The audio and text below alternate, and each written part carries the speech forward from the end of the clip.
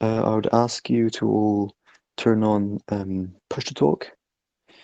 Um, yeah.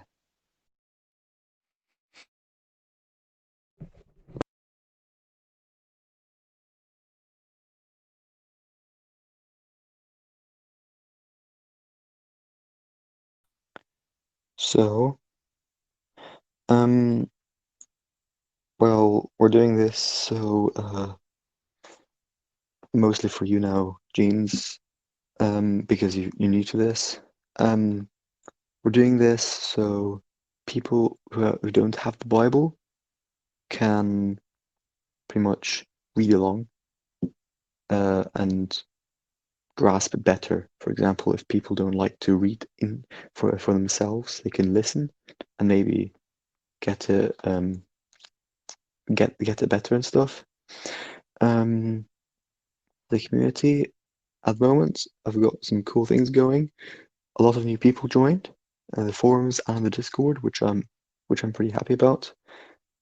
And to be honest, Nobu's statue or the Nobu's statuette of Cthulhu is very good. Props to him.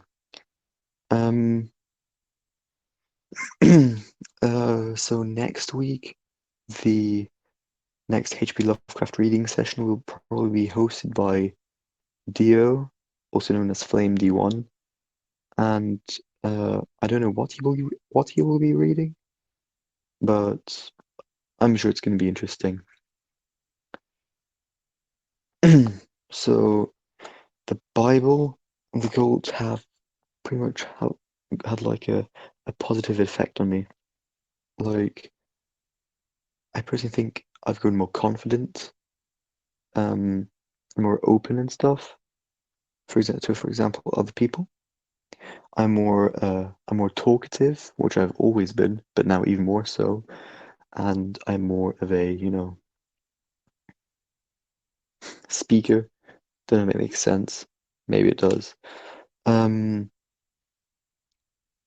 hopefully, if you're the same person as me, maybe the same personality or something, you'll have positive effects as well. The pictures are in the Bible reading chat. And I would like for you all to read along. That would be very nice. Okay, we'll start.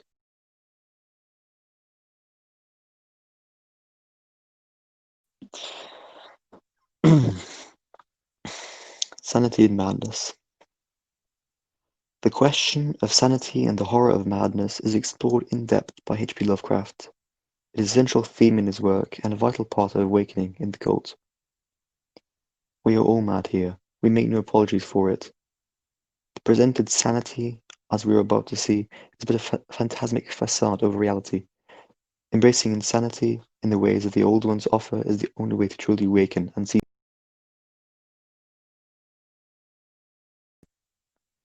The simple truth is that we, as a species, have been lied to since the beginning of our collective consciousness.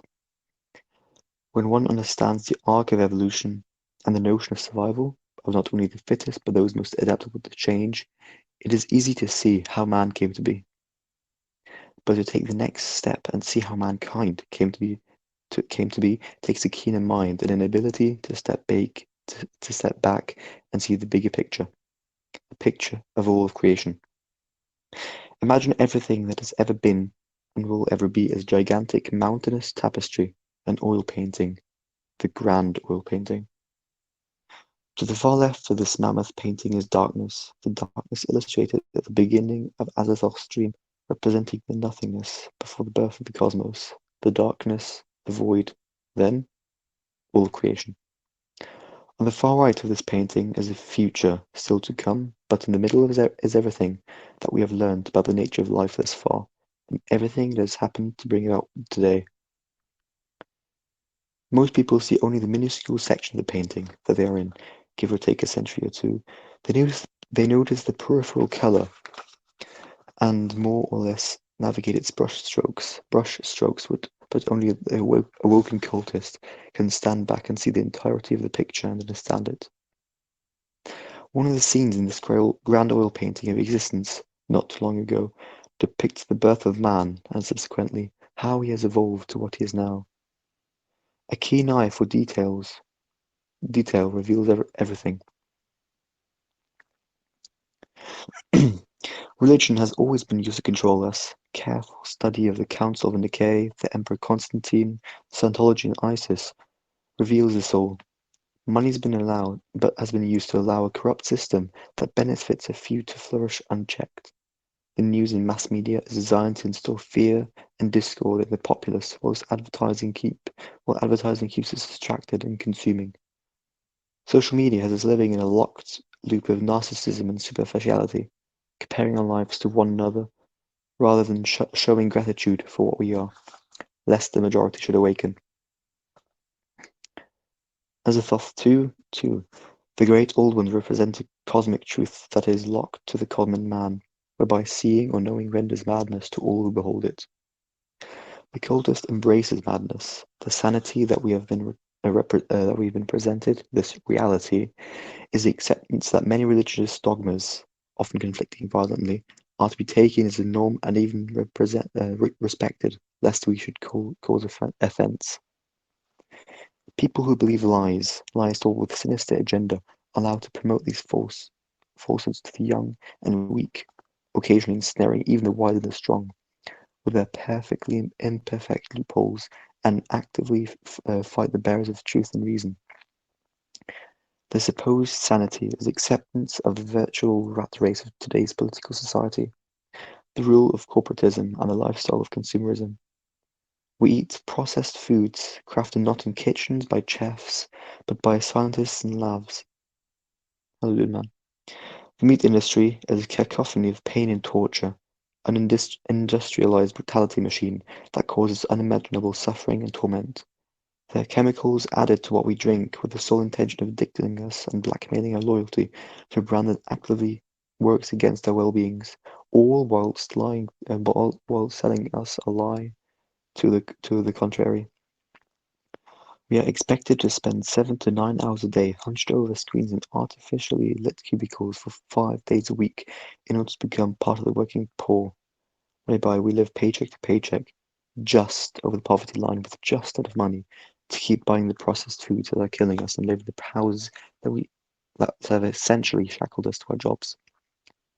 We are promised that hard work pays off, that a college degree will set us up for life, that simply bowing our heads and moving up the factory line will somehow lead us to the fictional lifestyle of riches and glamour that is shoved down our throats as the ultimate nirvana. But of course, this will never be the case. Then we are promised that the people who are leading us are qualified and ambivalent, selected by us to help us.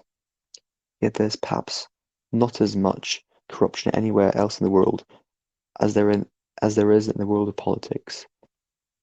It is an exclusive party, and we are not invited.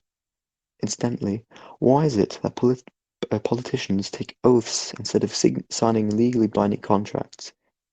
Aside from the glaringly obvious grotesquerie of the political agenda, the left-right continuum of modern politics itself is a ridiculous one.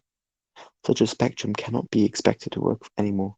Psychologists need a multitude of mathematical equations and variants in order to even hope to pinpoint the understanding of a single human brain. And yet, when it comes to collective ideals and morals of an entire people, it can supposedly be easily divided into two as simply as cracking to begin. It is laughable, and yet it has not stopped the multitude from accepting the singular dimension of the left-right paradigm as common sense. As complex life forms with complex societal structures, only multidimensionality has a space for truth and the realm of wisdom. Yet we are expected to listen to the shouting of either side and pick a side. What if we do not care for either side anymore? What if the left-right paradigm has become a parody of itself? Perhaps in ancient times, perhaps in ancient civilization, one person ruling over small tribes was a feasible one, but no one person can be expected to justifiably represent the needs and interests of the tens of millions of people beneath him or her. While those awoken likely do not spend much time of their time sorry, do not spend much of their time watching popular TV, the vast majority do. The idiocy of most programming, very aptly indeed, named indeed, interspersed with even more idiotic advertising campaigns, is a showway which to dull the senses and impede potential. Designed to entertain and distract, programming is a tried and true method with which to placate the people and keep them looking at the magician's assistant while the trick is pulled off elsewhere. Incidentally, this was the exact function of the Olympics in Roman times, and today's media is no different. It is ultimately controlled by a handful of corporate giants to distract, manipulate, and placate the masses. The shark-like culture of stakeholders, bond ownership, and trade, and the corporate business world in general, is carefully designed, or at the very least maintained, to be ambiguous and fundamentally hard to comprehend. The smokescreen of legal jargon and complex mental gymnastic works in the favor of such companies. So understanding the nature of how it all ties together is often difficult for those not part of its nature. Of how it all ties together is often difficult for those not part of its world.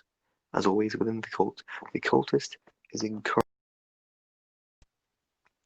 The cultist is encouraged to do his or her own research in order to glean the relevant data and then draw a conclusion on all ideas presented.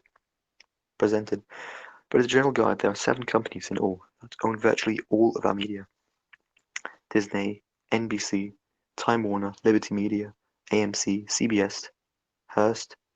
The above list of 7 owns HBO, TNT, CNN, DC, MTV, Time, Comedy Central, DreamWorks, VH1 or VHI, CNBC, Nickelodeon, Universal Studios, Boomerang, Sci-Fi, Cartoon Network, ABC, Pixar, ESPN, Marvel Studios, National Geographic, Vice, 20th Century Fox, Lucasfilms Ltd, Sony Pictures, Mad Comics, TriStar, Warner Bros., Hulu, all of the subsidiaries therein, and countless more. It is worth noting that modern influencers on YouTube, Instagram, and even Facebook are often connected with these major 7 entities in some way or another, ensuring a couple more, sometimes well-earned, more often not, zeros in their monthly paycheck. Likewise, the news industry is ruled by another 6 obscure companies. To put that into perspective, consider this: Fox and all of its subsidiaries, The Sun, Sky and all of its subsidiaries, The Sunday Times and The Wall Street Journal, are all owned by one company, the News Corporation, which is essentially controlled by one man.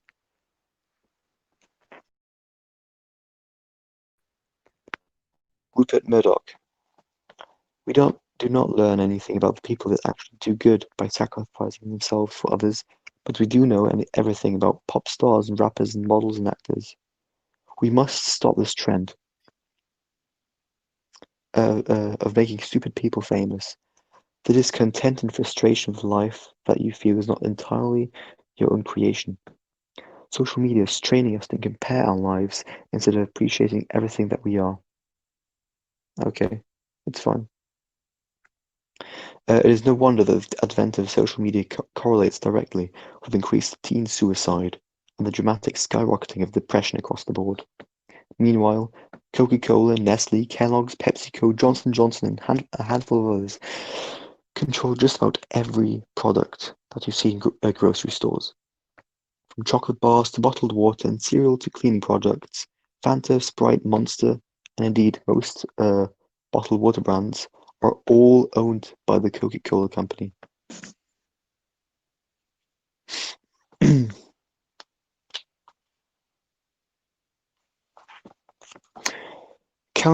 Contrary to what one may think, Kit Kat, Aero, Smarties, Nerds, Purina, Nescafe, and Nespresso are not competitors. They all make profits for Nestle, as does L'Oreal.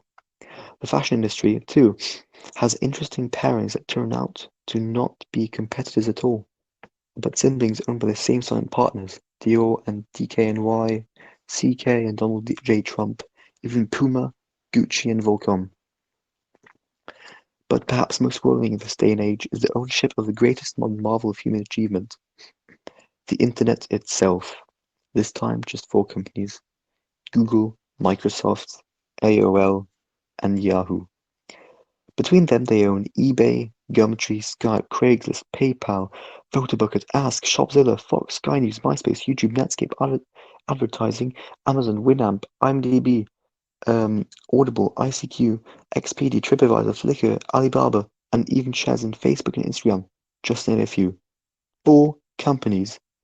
Whenever you see competitors fighting for ownership of the market, with grand marketing campaigns and PR stunts, remember that at the top of the ladder they are likely owned by the exact same parent company, skyrocketing those profits to the exact same source, while the consumers are laughed at for their gullibility.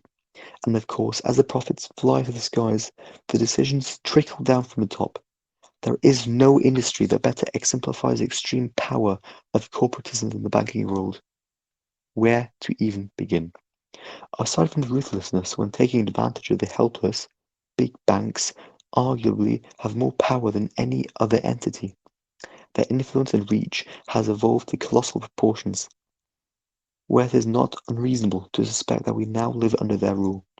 The past century has been spent consolidating power. Superannuation, housing, vehicles, even the laws we live under are all governed by what the big financial districts dictate. They are very happy to give out loans with digital money that does not even exist, with grotesque charges, fees, and interest rates. So if a student, young and naive to the ways of the world, takes out a $30,000 loan for their education, very happily supplied by the banks, it is a perfectly normal reality where the interest grows to 400% over accumulated years. If you can't make your payments, it's no issue at all. The interest rates and fees keep coming in, and that's exactly how the banks like it. They'll get real money back one way or another.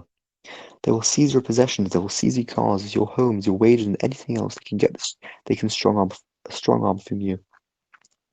And they have no issue with using underhanded illegal tactics. If more money is owed, they can simply invent more, and the government will bail them out with more loan money should the situation ever get too dire. Their ability to print money out of thin air and then access it at will is a power no other industry, including the government, has access to. When the government needs money, they loan from the bank, with a healthy chunk of interest attached, of course. And it is this access to and power over money, as well as the financial system, that it trickles through, that allows this leech of the world to feed and thrive. They happily gamble with a poor man's money, and if it doesn't pay off, they are bailed out by the government with more of the poor man's money. Lest we forget that the recent financial crisis leading to recession in 2008 was caused directly by greedy bankers who then avoided any kind of criminal prosecution, received billions of dollars in buyout from the government, and then paid themselves record bonuses. They've made themselves too big to fail and too big to go to jail. While this is most blatant and grotesque in America, it is not restricted to America's borders. This is a global affair. It is a nearly sordid topic to cover at this point, as most open-minded and educated people of this world are already well aware of the immunity, corruption, and parasitic nature of the banking world. As always, the cultist is encouraged to do his or her own research and draw their own conclusion using the available data, facts, and statistics.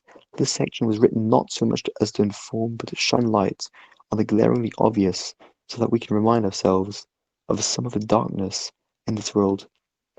A world that is places where a person can work every day of their life and not afford to live in a brick house. A shack with no electricity or running water and outside communal toilets is all that they have to call a home. There is no prospect of ever working their way out of this poverty. What has been said in this chapter, the chapter on sanity and madness, is not some conspiracy theory written in a hut with tinfoiled windows in the middle of the desert. open to conjecture, nor is it a mere educated guess. It is all actual documented fact, available to everyone who would but seek it. This is the world we live in, and this is supposed sanity. This is sanity? How disconnected we are from each other in nature, how lost we have become. But there is still hope. We cultists are proudly insane. We drift amongst the blind sleeping populace with our eyes towards the heavens and our minds running madness, the fear of many. In the mythos, the old ones among have been among since the beginning, lying in a state of suspended animation, waiting for the day that the stars are right and they can again rise to take their reign over the world. It is stated that, as of 3:1, mankind will have become as the great old ones, free and wild and beyond good and evil. This is a time that is easy to know. That time has come. See the old ones as the cult of Cthulhu and as the truth. See the royalness in man as freedom of thought and spirit. See this immortality as loss of the so-called religious moral and the rebellion against established authority. We are not quite there yet, but the cycles of time have done their duty. As the endless tides recede, they take with them the flotsam and jetsam of the ignorant past lying strewn on the shore. Religion and totalitarian authority has increased drastically the world over in the hearts and minds of the new generation. And while they hang on with what sometimes seems an adamantine stubbornness, make no mistake, they are fading. And no wonder why. The major right path religions and authorities of old rely on ignorance as their crowning indoctrinal force. We live in a new day. Within seconds, we can access the entirety of human knowledge. We now possess the powers of telepathy, speaking instantaneously across oceans with no barrier of language, dialect, or culture. The generations after us will be born into a changed world, born as gods already, and therefore be immune from the disease of the gods of old. We are in the unique position of being the transitional children of the history. We have seen this change happen, we are a part of it, and we will continue to shape it. This is the great work burdened us. The Cthulhu stirs. Freedom has never been more abundant. Religious, religious, religiosity never more meek. It is our sacred duty to continue this trend, to oversee what our old leaders and forefathers kept protected for so long. The truth. Only through the great work can we achieve what is needed and awaken Cthulhu forever. Azafoth 5:6. And so that which happens within the occultist's mind differs strangely and powerfully with that which happens within the mind of the common mortal man. That was Sanity and Madness.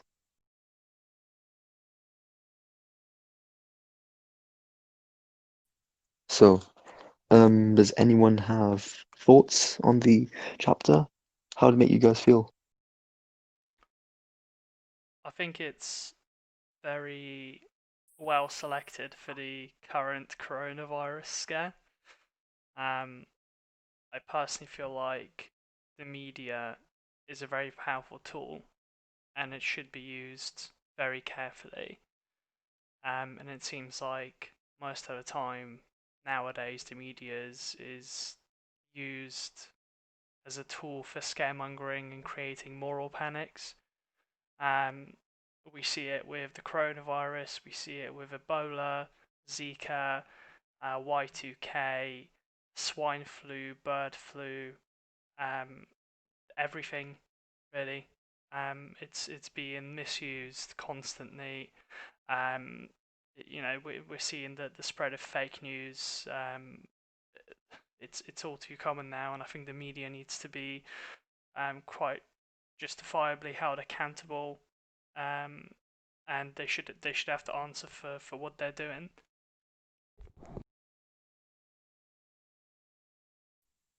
Yeah, like the media in and of itself is using the coronavirus as a scare tactic to buy a lot of toilet paper, hand sanitizers, and stuff. And the thing is, yes, we should not underestimate the coronavirus, But if we take it as that, the coronavirus is only a cold, pretty much. Is a is just a cold with not even bad symptoms. Yes, it can cause death, but only to people that have got a very weak immune system, like humans with HIV and old people, like very old people. Um, or for example, toddlers or babies. Only those people really get killed. So the media, like constructing these stories and fear mongering and stuff, is horrendous. Yeah, definitely. You know, you've mentioned the right point of scaremongering, and you've also mentioned the point of people going mental with this whole situation. I mean, the movie Men in Black made a really good point of saying that the person is smart, but people are dumb, and it's the truth. You've got the media, they scaremonger. You're right in saying that the coronavirus itself isn't all that much deadlier in and of itself than the common flu is, but the symptoms are very similar. And you're right, the people affected by it are either the elderly or people who suffer with autoimmune disorders, like you said, like HIV, or babies who haven't had the chance to develop their autoimmune systems just yet. And you're having people go into shops like me, for example. You did shopping yesterday. We went into two separate shops, and the toilet paper aisles are completely empty. There isn't a single roll. I'm not exaggerating this. I've had to take pictures of it because of how ridiculous it is. The aisles are completely empty. There's not a single roll of toilet paper to be bought in the major supermarkets, and the same with rice. There isn't a single pot of rice to be purchased, and people are going mental, like literally mental, with this because they're being scared. And it's this whole thing of like, even if as a normal person, if you don't want to panic, you'll have one person who panics, goes nuts, buys all the toilet paper and all the rice. Everybody else is thinking, oh, well, if everybody else starts doing it, then I've got to do it, or I'm not going to be able to wipe my ass or eat anything. And it's just crazy. Yeah, definitely. Like my dad today went to the shops to get toilet paper because we were running low. He went to like the big grocery shop. There was not a single like pack of toilet paper. It was all gone. He looked at the rice just to see if it was still there. Gone. And only like he went to like pretty much every big shop in our town. It was no toilet paper whatsoever.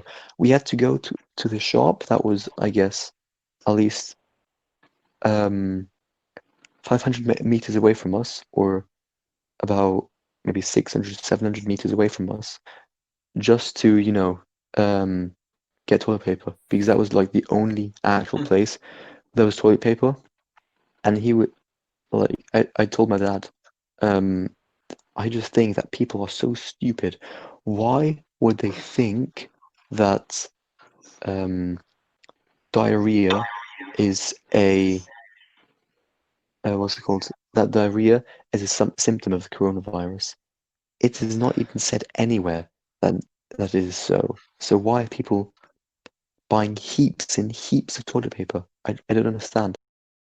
Actually, I know what you're talking about because like here in America it's the same way. I went to like five different supermarkets. They're all completely sold out of toilet paper.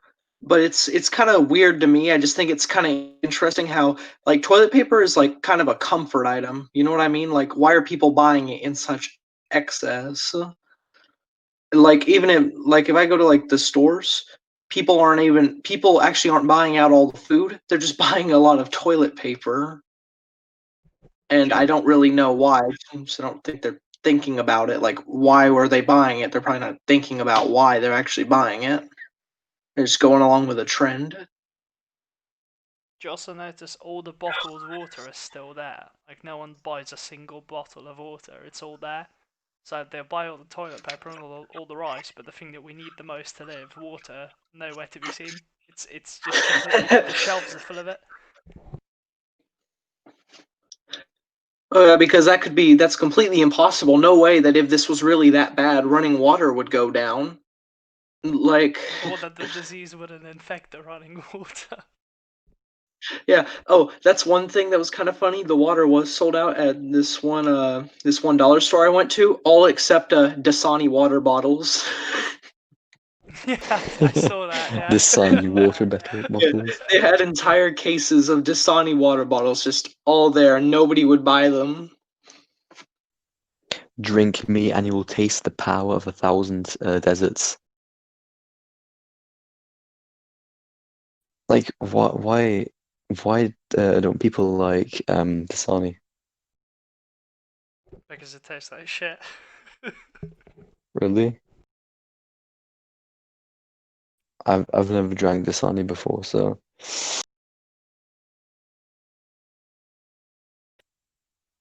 Hmm. yeah, like the media, I mean the news in it of itself, it's pretty corrupt, but not as corrupt as the Bible said.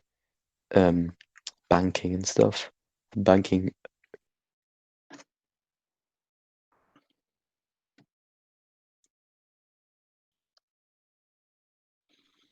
So does anyone else have anything to say about the previous chapter? Um, just kind of one thing. I only really heard, like, I'd say, I'm not sure how much of it I heard. I'd say I missed like a little bit of like the last third of it. But I find this really interesting because I remember I had a whole dream about, and this is one thing I kind of like was into the whole Cthulhu madness worship kind of idea before I found the official grand dream about finding a religion that had these exact ideals, like word for word, some of the stuff that was in the Bible. So that just kind of struck me as like interesting. That's just like, and besides, this is the first reading I've heard of it before. I don't own a copy yet. I'm working on getting one, but I that's just it's just kind It's of interesting. it's just kind of cool that that's how everything worked out. Well, Cthulhu does So, speak to select few through dreams, and if those are the dreams that you've had, then you're very fortunate to have had them. so you had a dream where you were in, I guess, one of these Bible readings, and it had the same exact, um, rules and stuff as this cult. Yeah, kind of like It's that. I pretty don't cool. believe it wasn't like an online Bible reading. It wasn't about like Discord, but it was like it was in person, but it was the same ideas. Maybe it was a premonition. Hmm, hmm, maybe. Still, it's pretty cool, to be honest. Let me give my own thoughts on the chapter. Um, like when I was reading the chapter, I just thought to myself, holy cow, this actually makes sense. It's not like any cult bad, believe us, or you'll actually just die in a millisecond type deal. Like I uh I actually like did my own research, just like, back up the statements and stuff, and all it said was pretty much true. And I was like, holy shit, sorry for my language right now, but holy shit, that is amazing. That's only one person rules the news rules all of news. That only four corporations own the internet. Six corporations own food, or own I mean six organizations own entertainment. That five organizations own food. It's god awful, to be honest. See, this is the one thing that I like about this cult, and this is the one thing that's not only drawn me in but kept me here, is that it doesn't collywaddle you, and everything that is within our Bible follows the scientific method. It can be looked up, and at the time of being written, it is all factually correct. It's all stuff that can be researched on the internet. It's all factually correct. It's all things that we can stand up and justify and argue because it's the truth. And anybody that picks up a copy of the Bible or anybody who picks up a few of the pages and reads them can look this stuff up on the internet themselves. Yeah, I kind of agree with that. It seems like the the the Bible, right? It seems kind of like it's like it lays out the truth, the facts of the matter, and then it shows like our interpretation of them. I think that that's very useful because it's like you can agree or disagree, but in the end, what we have here is factual. It makes it, I think, a lot more, yeah, compelling to the public.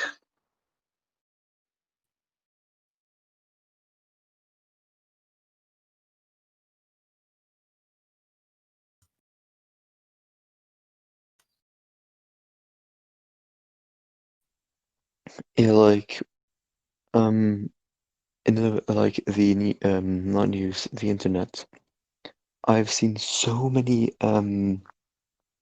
I've seen so many comments of people saying that cults are automatically bad, but the thing they're forgetting is uh, a cult is only let's say, it's a type of groups of people that believe in something.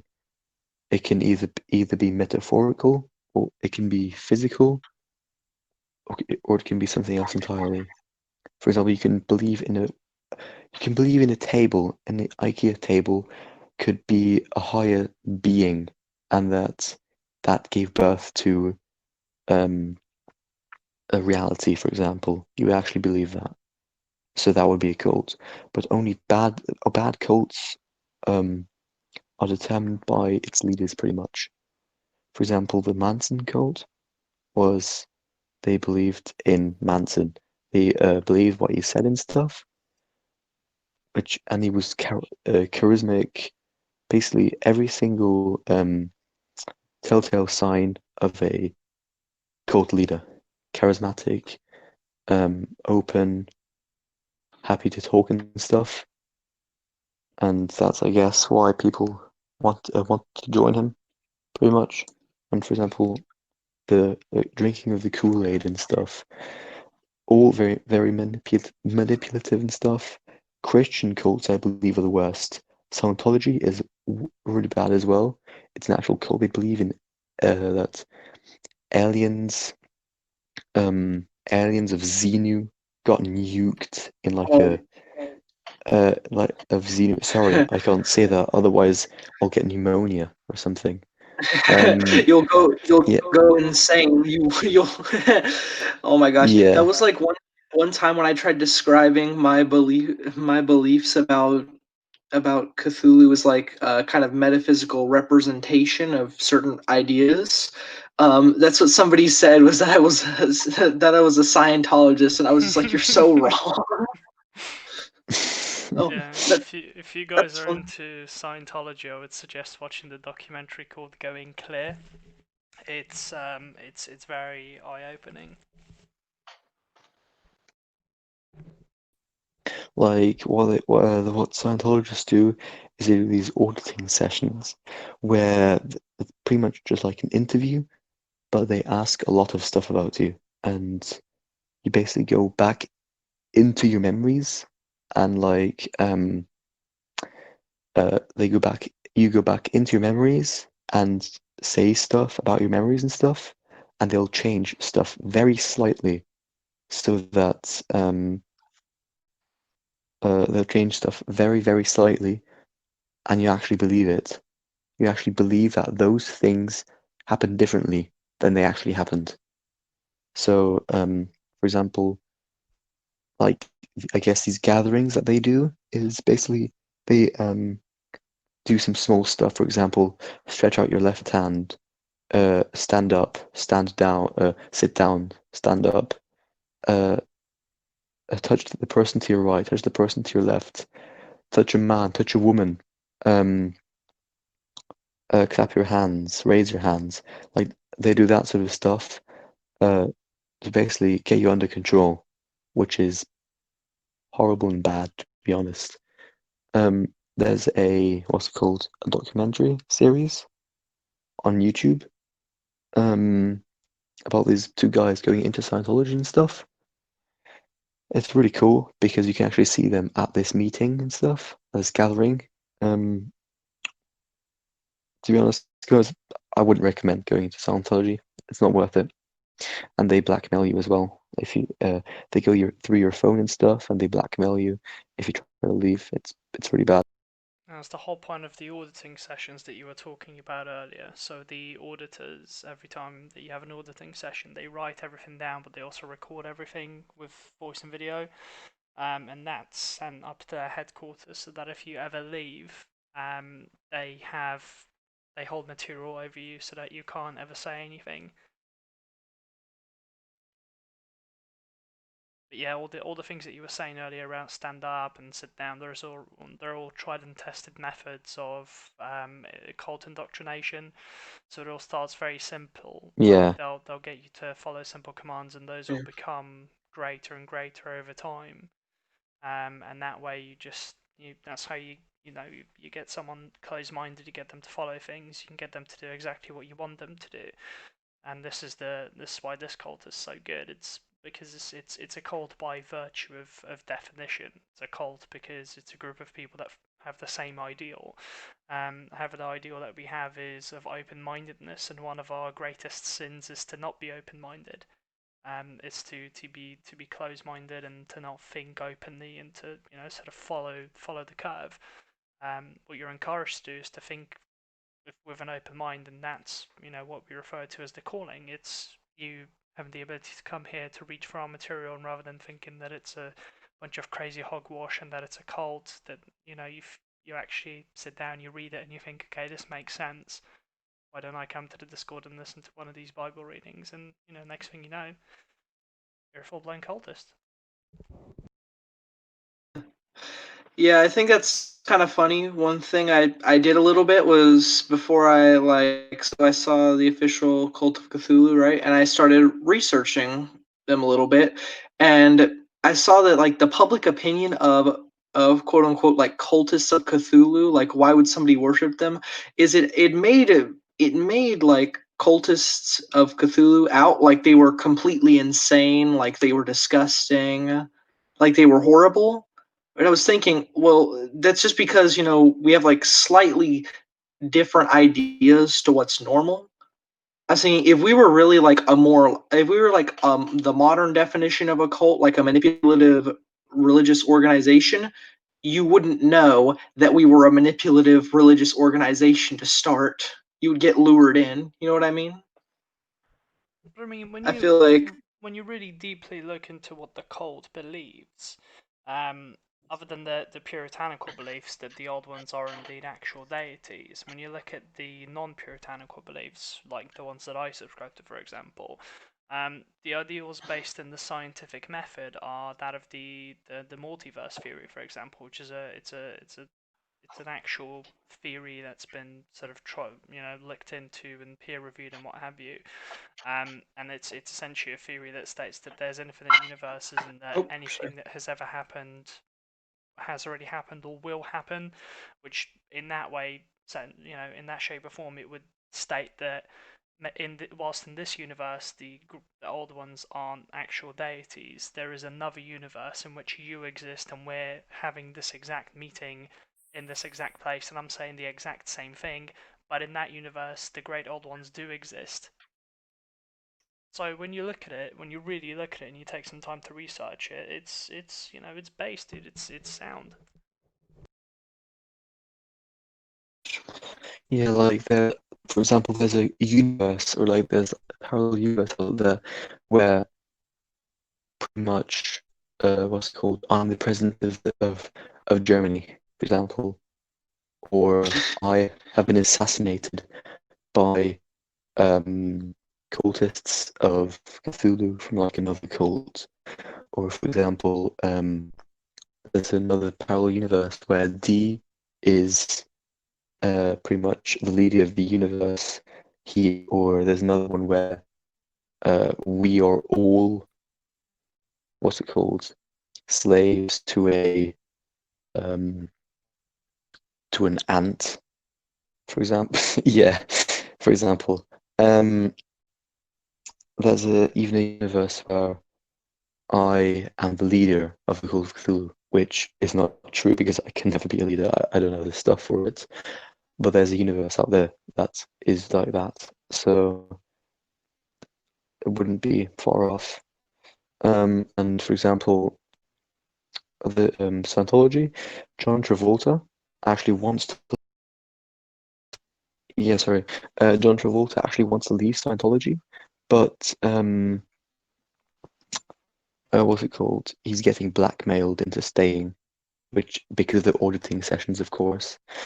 Um, and and the actually only way you actually get to know about Xenu um is pretty much you have to pay millions upon millions of dollars or thousands upon thousands of dollars to like get into like They're a called high rank in OT the levels, operating Phaeton levels. Yeah.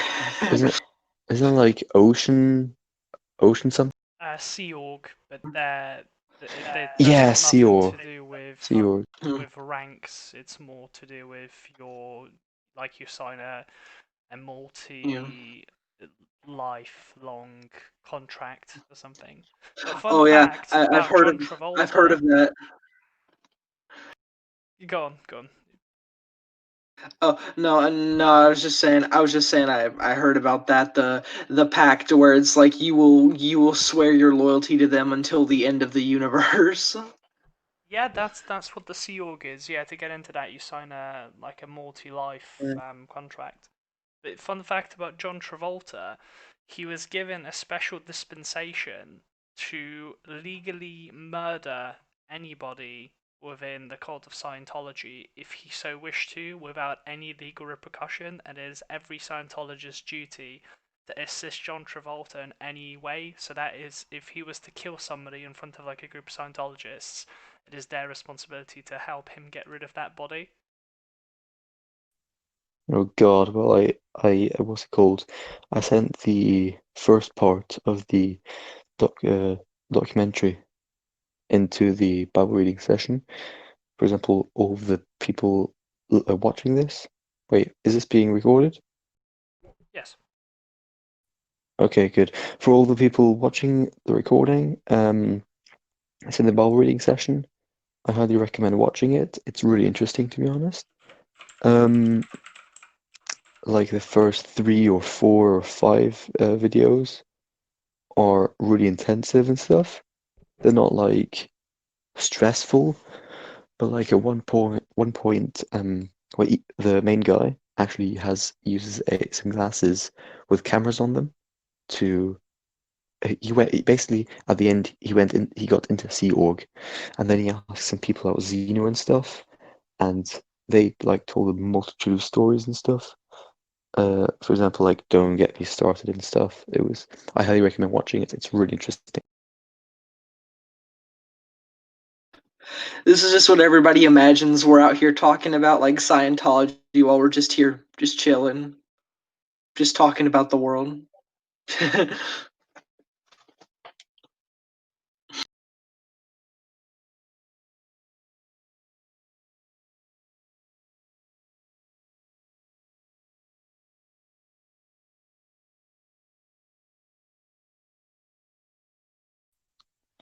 Yeah, like at the moment, yes, this is like a Bible reading, but it's more like a group discussion on general things as well, which I think is very, very.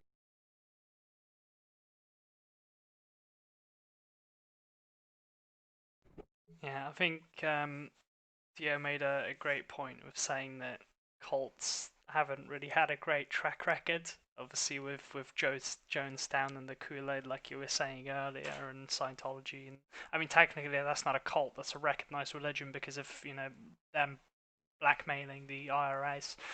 That's a whole other story. It's the onus is on us as a group to change the way that people view the word cult. And that's Yeah. ultimately part of Mhm. the great work is for us to slowly start to change that public perception. And whilst that may not seem entirely plausible at the moment with the 70 members that we have, about 20 of which are active, so to speak, this is all it's a work in progress, and that the 20 active members that we have now used to be 10 active members only a few weeks ago, and this 20 active members is going to grow up to 30, and so on and so forth. And with the way that the numbers work, the more of us there is, the more of us are going to come, and it's going to keep getting bigger and bigger. It's all just going to snowball until eventually we do have big numbers. So the onus is on us to continue the great work and ultimately to work on ourselves. Um, the journey begins with ourselves reaching ascension, because that's the only way that we're going to be able to help the cult is to help yourself. Yeah, and as it said in the Bible, this isn't this isn't a race, it's a marathon. And as it said in the Bible of Cthulhu as well, if you want to travel fast, go alone. If you want to travel far, travel together with a group of friends or something.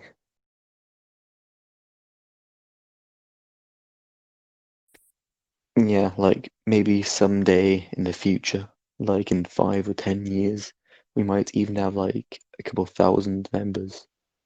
And that would be interesting. Maybe in like 20, 30 years, we would even have like a couple million members, which would be amazing.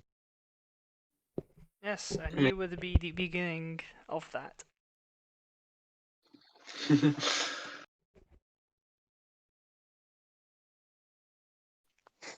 We are the first, like in the forums and stuff, we are the first about 467, I believe, people right now to join.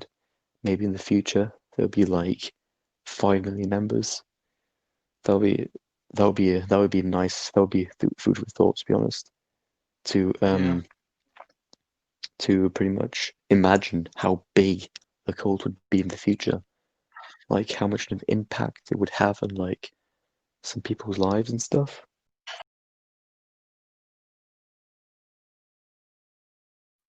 I know there was one book I think that was part of my big journey, like leading me here, was called When the Stars Are Right. This by this one author, Scott R. Jones, right?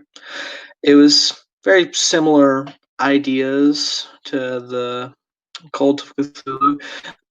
One of the things he mentions that I think is really cool is he says that that we're working with the great old ones. Our work is, or their, I guess their work kind of, we're serving them obviously, but is already complete in the future. It always is, it always will be.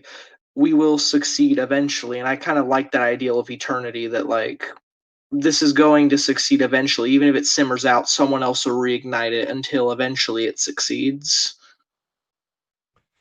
Yeah, I mean, the funny thing about the founding of this cult is the way this cult came about. I don't know if any of you know this. It's just for a bit of independent digging that I've done.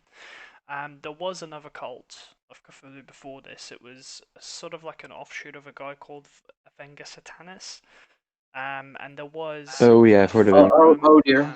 There was quite a big forum of people who were cultists, and that was quite a large group at the time. It was probably the biggest like cult of Cthulhu group there was, and that slowly started to die off. And Winter actually joined that forum and said, "Hey guys, this like I'm founding my own thing."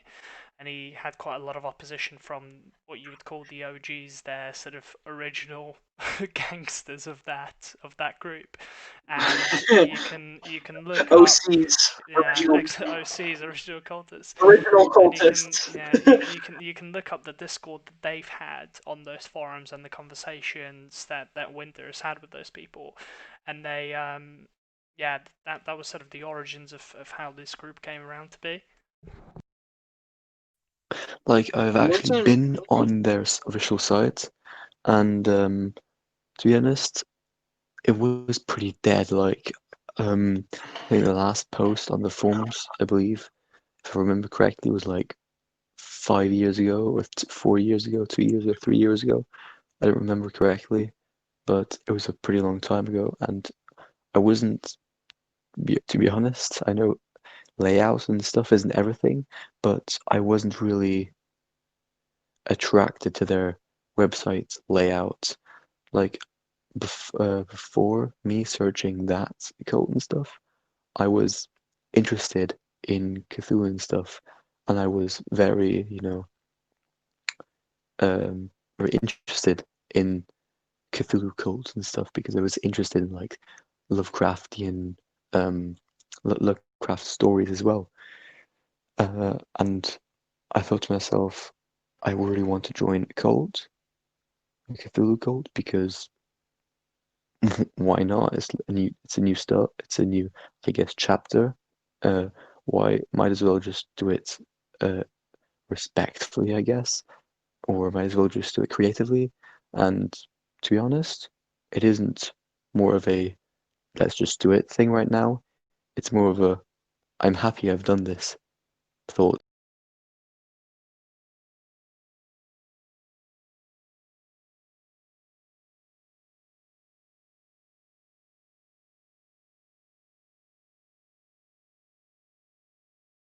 I feel like everybody has an origin story, and everybody's got a reason as to why we've joined this group, and it's, you know, that's sort of everybody's personal story. Um, but that it's sort of like a common recurrent theme as to why people are attracted to groups like this, and there's many reasons for it. You can get into it. It's quite a lengthy conversation, but ultimately, at the end of the day, if people are inducted into this group for the right reasons, and they're here for the right reasons, and we do the right things to keep them in this group, then that's that's our prerogative, and that's our thing to do as part of as part of this cult to continue the great work. Ja, Cthulhu Vertagen, brother. Ja, Yeah, yeah, Ja, Cthulhu ja, Vertagen. Cthulhu Vertagen.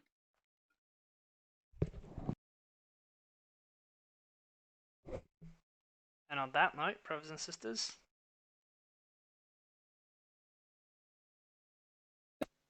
may they rise. may they rise. May he rise! May they rise.